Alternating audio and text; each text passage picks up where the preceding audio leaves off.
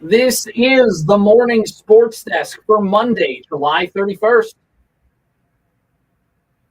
What's up? All right, Corey. Well, how was your weekend? It was pretty busy. Yeah. I went golfing on Saturday. Uh-huh. Went down to Becker, met my college roommates while we were down there. Sure. While we were there, we were trying to decide, are we going to walk 18? Mm-hmm. Are we going to get carts? What are we going to do? Yeah. We got golf scooters. Okay. And that's exactly what they sound like. They're scooters that are for your golf bags. And you like straddle the golf bag. The club head is like right in front of you. Sure. The club heads are right in front of you. Whatever. They're super fun. Everyone looks at you like, what are you doing? Did you get these here? They were only like $7 more than a regular cart. It was totally worth it. They were really, really fun. They don't go like amazingly fast, but they like probably as fast as a regular cart. And we cruised up and down that course. They're so fun. I can't recommend it enough. So if you ever go someplace and they have these scooters for you to rent for your bags, 100% do them. They're really, really fun. Then yesterday, my youngest turned 1, so we had a 1-year-old birthday party. And then my wife hit her funny bone so hard she fainted. What? So that was my weekend. What? How? She was sitting in the recliner, tried to pull the footrest up. Okay. Bashed her elbow. Sure. Into the end table. We've all been there. Into the funny bone, right into the funny bone. And she goes, "Am I going to faint?" And then she fainted. What? Yep. What? Yep. That's what happened. That was my weekend. Did anybody faint in your house this weekend? No, but dang, is she okay? Yeah. Oh yeah, she's fine. Yeah. It was such a sharp pain, she said, that it was like there was just nothing. Your body just went into shock for a second. She started to like lean forward to kind of help blood flow, just sitting in the recliner, and then she kept going, and our newly minted 1-year-old was sitting at her feet. Yeah, just chilling. And I was like, she's gonna somersault directly on him. And we don't need that to happen. So that's the quickest I've ever moved ever in my entire life. I picked him up and then I like sat her up. Mm-hmm. And she kind of came to like, what the heck just happened? Eventually she told me she was dreaming. She thought, according to her, she was out for, it might as well have been like 20 minutes, but it was maybe, 10 seconds, something like that. Yeah. She finally came to. And I go, yes, you are going to faint.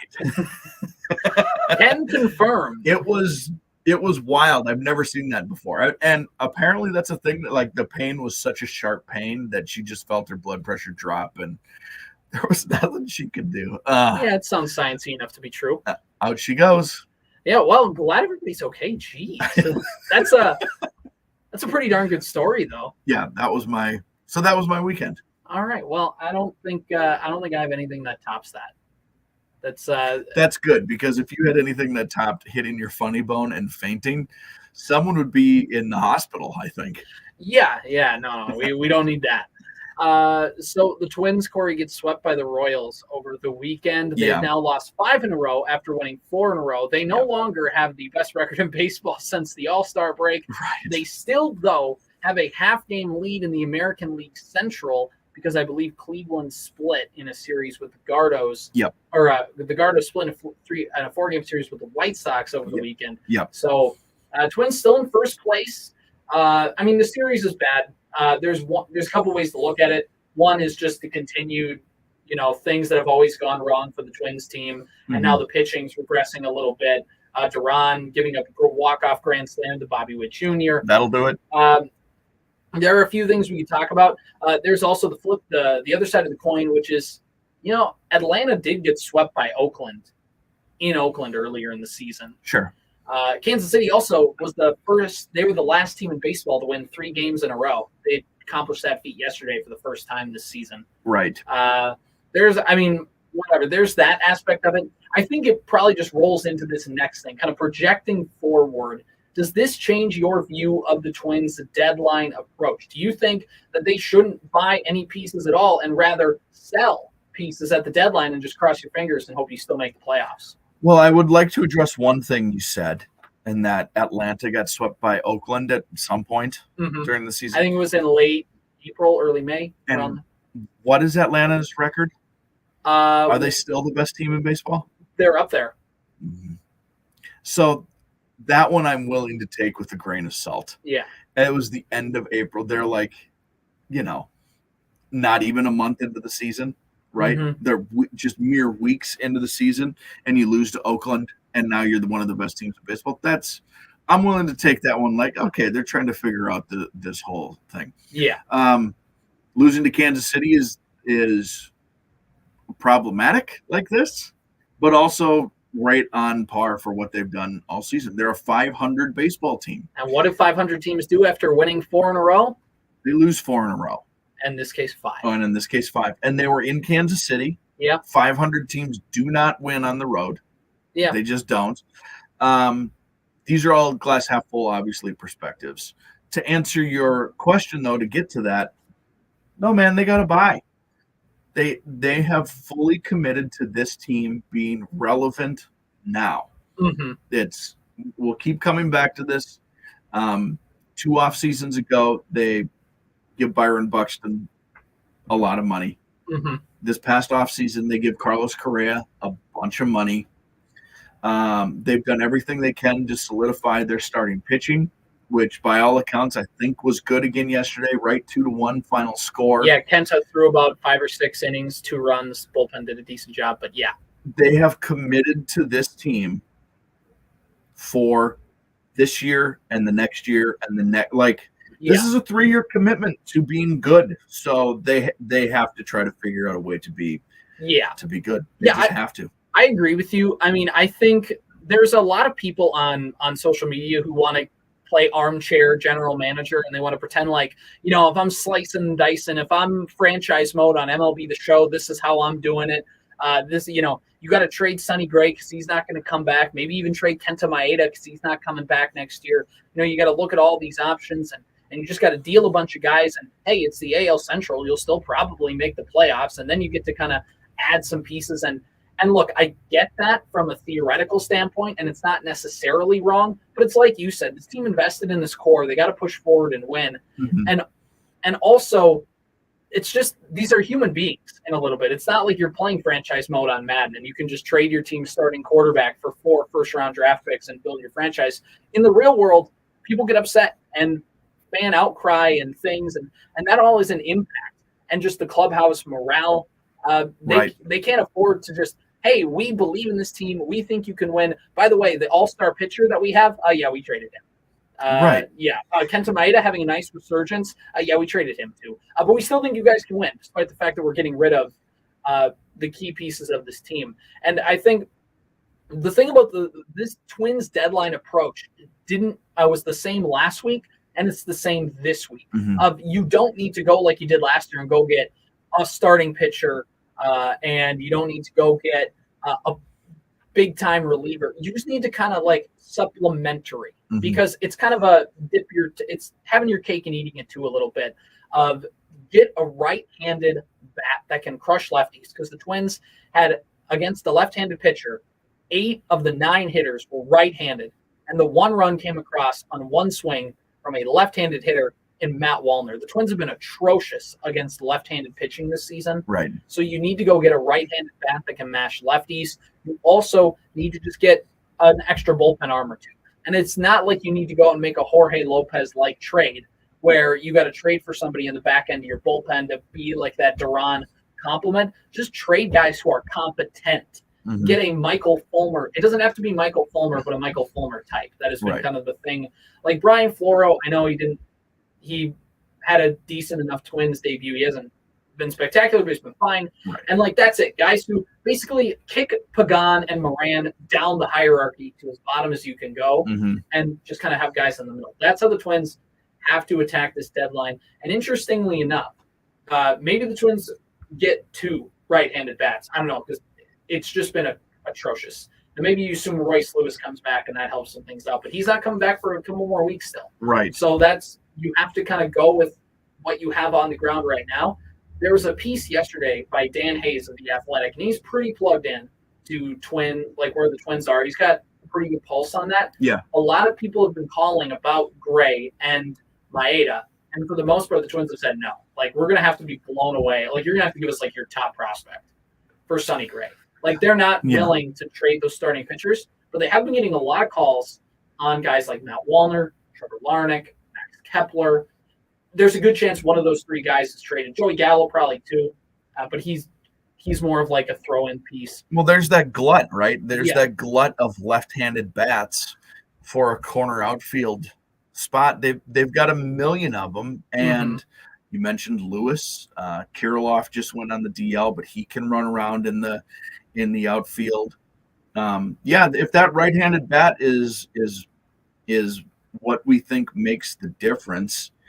We talked about it 100 times. There's some philosophical issues, we think, in their approach to hitting that are problematic, that just plugging in a right-handed version of a guy with the same philosophy probably isn't, in the grand scheme of things, that helpful. But if it does mean that they can alternate a little more righty-lefty, and make some of those matchups within each half inning, make the other team have to think about it a little bit, like which reliever are we going to go with, rather than they just know they can throw their power throwing right-handed against all those left-handed pitchers, whatever it is, or their power lefty versus all those left-handed batters, whatever. They have more. The team has more problems than just plug and playing someone into the lineup can fix. Yeah, and that's the big thing. I mean, the biggest thing at the end of the day, Buxton had himself a good weekend, but just overall, you haven't gotten great seasons from Buxton and Correa, and those are the two guys who you're building your lineup around. And disappointing seasons, even. It's not that it's been like, oh, they haven't been the superstars we hoped they could be. No, they've been disappointing. They've been bad, and especially to their level, and they'll be the first to tell you that. But the thing is they haven't played well. And when you build, that's like the Vikings offense. If they struggle this year, and you had a great season from KJ Osborne, you're like, wow, the Vikings have a couple of guys who are playing well. How come they only score 10 points a game? Oh, well, Kirk Cousins and Justin Jefferson have stunk this year. Like, that's right. When you build your like those are the two guys the Vikings build their offense around. If they struggle, it doesn't matter what everybody else does, and that's kind of the point with the Twins. So let's move on here. We got a few more minutes left, Corey. Yep. And the Vikings announced, speaking of the Minnesota Vikings, they have announced a 1-year contract extension, reworking, whatever you want to call it, with Danielle Hunter. He's going to get paid $17 million guaranteed, and he could make up to $20 million with incentives. I think his current contract, he was going to make like $5 million because of dead cap and the Vikings kicking stuff, moving it down the road, finagling. Danielle Hunter is like, yeah, I'm one of the best pass rushers in football. I'm not getting paid like a replacement level guy. Right. And so he came into training camp, though, which was a good sign. He showed up. He's like, I'm going to be a good sport. I'm not going to practice, but I'll be here. You'll know where I am. I'll be in the meetings, but I'm not going to get myself hurt. And they came to an agreement. Hunter at one point thought he was going to get traded, according to Ian Rappaport, but eventually the two sides do come to an agreement. Danielle Hunter is going to be with the Vikings throughout this year, and then he gets himself the big payday he wants. He can fully hit free agency. And if you're the Vikings, you pay a lot of money now, and we'll see how they finagle it with the dead cap and kicking it down the road. But Danielle Hunter is back, and the Vikings get the financial flexibility beyond 2023. So, Corey, what's your kind of outlook on this? Well, the last time we chatted, the discussion was, what is the priority list, right? It was JJ and TJ and Danielle. And we both agreed that JJ's obviously the priority, and him not being done yet doesn't change that. One of the things I don't think either of us talked about with Danielle anyway was like just a really smart one more year for a guaranteed amount of good money on a defense that needs good players. Right. Like this is, I have no issues with this Danielle Hunter deal. even a little bit. It's probably the perfect deal. They'll get JJ. That's not. They'll probably get JJ and Hawkinson done before the end of August. If something with JJ doesn't ever happen, that is reason to leave this franchise. That's a fireable offense forever. Yeah. I think it goes to show you though, because there was a lot of people who were talking about well, yeah, but just he's hurt a lot. Maybe you just trade Danielle Hunter. You try and get some draft value, and so that's where you get to the point of like we talked about with the Twins. Yeah, but these guys are human beings, and you can't armchair quarterback yourself. Right. You can't armchair GM yourself. They're like, look at all the value you get in the future, and you're also trying to win right now. They got good value with Danielle. Yeah. They got good value. They're not going to get good value with whatever JJ. third-round pick you were going to draft with the draft pick you would get for Danielle Hunter is not going to provide the value that Danielle Hunter will provide you this season. And the Vikings still are trying to win. And Brian Flores is trying to get that defense fixed, and you're going to need some pass rushers. I know they signed Marcus Davenport in free agency on a one-year deal, but again, Danielle Hunter led the team in sacks and pressures, and him and Zadarius Smith provided a lot of that pass rush, and Zadarius Smith isn't here anymore. So you couldn't – how are you going to justify that our defense was going to be better if you're the Vikings without both of your top pass rushers from the year before?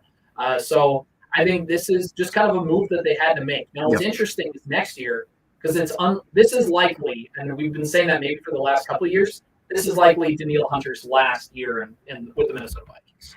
So I think that is kind of the thing here is we let Corey go, is there's a lot of people who want to outsmart the room and be the smartest person in the room and talk about how, they know and they can get the value, they can get this, they can get that. But at the end of the day, you still got to try and win games in the here and now. And that's what the Vikings are doing, and props to them for doing it.